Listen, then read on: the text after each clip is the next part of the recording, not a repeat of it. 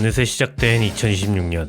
이 겨울이 지나가면 곧 다가올 봄. 현재 LA 문화의 중심인 더 그랜드 한가운데 세계 최초의 AI 미술관 데이터랜드가 오픈합니다.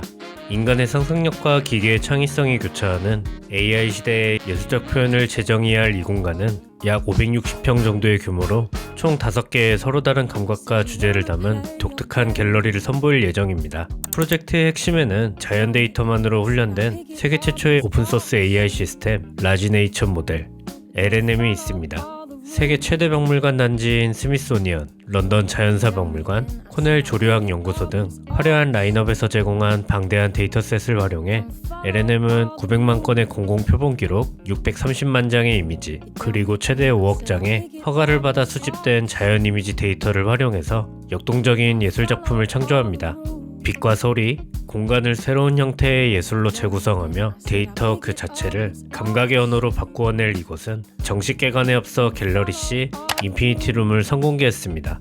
인피니티룸은 거울로 마감된 정육면체 공간으로 이미 어디선가 보신 분들도 계실 텐데 지난 10년 동안 전 세계 35개 도시에서 전시되고 1천만 명이 넘는 관객이 체험한 작품으로 이번에 공개되는 새로운 버전은 LNM에서 파생된 AI 생성 향기를 통합하고 물리학과 공간역학을 이해하는 고급 형태의 생성형 AI 월드 모델을 적용한 최초의 몰입형 공간으로 진화했습니다. 오늘 소개할 비주얼 스토리는 데이터랜드를 이끄는 래피가나돌 스튜디오의 대표이자 데이터와 AI 기술이 예술을 경험하는 방식을 재정의하는 이 새로운 시대의 한가운데 있는 아티스트 래피가나돌 그리고 데이터랜드입니다. 1985년 이스탄불에서 태어난 래피가나돌은 어린 시절부터 늘 빛과 소리에 끌렸습니다. 라디오의 잡음, 오래된 필름의 잔상, 도시의 불빛 속에서 항상 보이지 않는 것들의 형태를 상상했습니다. 자연스럽게 무언가를 만들고 싶다는 생각이 많아졌고 8살 생일 선물로 받은 컴퓨터로 기초 프로그래밍을 독학하며 코딩과 비디오 게임을 통해 기계와 가까워졌습니다. 그리고 같은 해 또 다른 선물을 받게 됩니다. 리들리 스콧의 영화 블레이드 러너, 스크린 속 미래도시 LA의 네온사인과 비 내리는 밤의 풍경은 래피가나돌의 마음속에 깊은 각인을 남겼고 언젠가 그곳에서 무언가를 만들겠다는 꿈을 심어놓았습니다. 이후에 그는 자연스럽게 시각예술로 향했고 이스탄불의 빌기대학교에서 사진과 비디오를 전공하며 기술과 이미지의 관계를 탐구하기 시작했습니다. 학부 시절 그는 뉴미디어 이론가인 레브마노비치의 논문에서 건축가와 예술가의 협업이 보이지 않는 데이터의 흐름을 가시화할 수 있다는 내용에 큰 영감을 받았습니다. 그리고 2008년 아나돌은 프로젝터 하나를 들고 밖으로 나섰습니다. 콘크리트 벽에 대규모 이미지를 투사하며 움직임의 환영을 만들어냈고 그는 이것을 데이터 페인팅, 즉 데이터 회화라고 불렀습니다. 이것은 빛을 재료로 데이터를 연료로 삼는 완전히 새로운 예술 언어의 탄생이었습니다. 이후 2012년 그는 졸업 후 유학을 떠나며 마침내 꿈의 도시 LA로 향했습니다. 아나돌은 UCLA에서 케이시 리스, 제니퍼 스테인캠프 같은 미디어 아트 거장들에게 영향을 받으며 공간을 설계하고 알고리즘으로 감정을 표현하는 방법을 배우게 됐고 그의 비전은 더욱 구체화되어 2014년 석사학위를 받은 직후 그의 아내인 랩순 에르클레츠와 함께 래피가나돌 스튜디오를 세웠습니다. 곧 그의 스튜디오에는 예술가를 비롯한 건축가, 과학자 등이 모여들었고 함께 협업하며 데이터를 예술로 전환하는 새로운 실험들이 시작되었습니다. 그리고 2016년 전환점이 찾아옵니다. 구글이 딥드림 알고리즘을 공개한 직후 아나돌은 구글의 첫 번째 아티스트 앤 머신 인텔리전스 레지던시에 선정됩니다. 이 프로그램을 통해 그는 인공지능이 가진 가능성을 처음으로 마주했습니다. 수학적 계산으로만 보이던 알고리즘 안에서 감정과 상상력의 흔적을 발견한 순간이었습니다.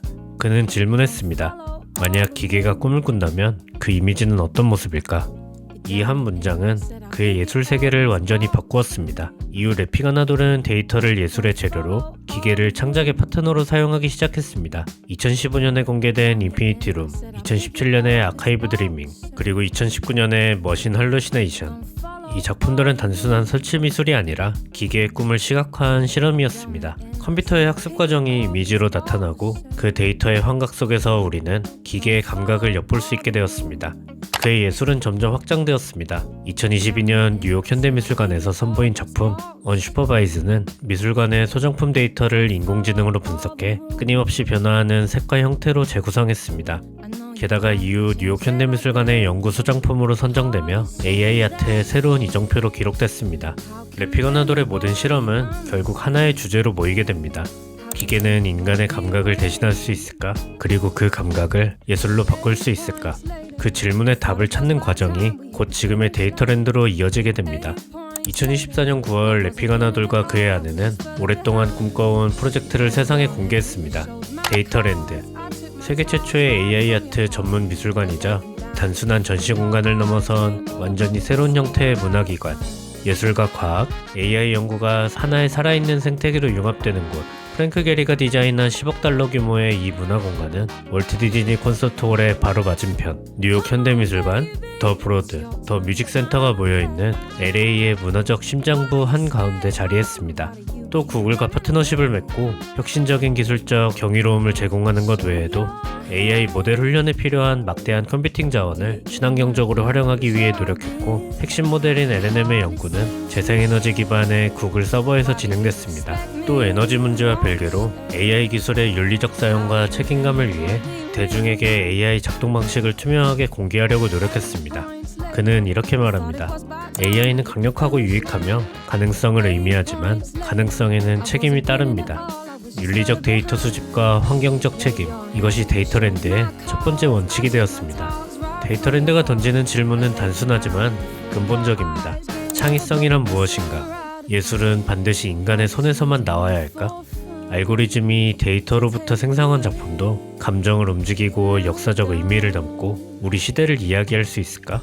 아나돌은 UCLA 신경과학자들과 협력해서 AI 예술이 인간의 정신에 미치는 영향을 과학적으로 측정하는 연구를 진행하고 있습니다. 뉴욕 현대미술관에서 전시됐던 그의 작품인 언슈퍼바이즈 앞에 섰던 300만 명의 사람들이 왜 평균 30분 이상을 그 앞에서 보냈는지, AI가 만든 빛의 흐름이 우리의 뇌에, 우리의 감정에 어떤 변화를 일으키는지 그 답을 찾고 있는 겁니다.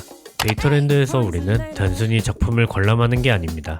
우리의 감정 반응과 시선의 방향, 심지어 주변의 빛과 움직임, 날씨까지도 작품에 영향을 미칩니다. 물리적 공간과 디지털 세계의 경계가 사라지고 보이지 않던 데이터가 눈부신 빛의 폭포가 되고 자연의 오래된 기억들이 알고리즘을 통해 전혀 새로운 생명으로 태어나는 곳. 데이터랜드가 우리에게 남기는 것은 완성된 답이 아닙니다. 예술의 새로운 시대, 상상의 새로운 지평, 그리고 우리 모두가 함께 써내려갈 아직 첫 페이지도 넘기지 않은 이야기. 2026년 봄 LA 데이터랜드에서 시작됩니다. 비주얼리즘이었습니다. 감사합니다.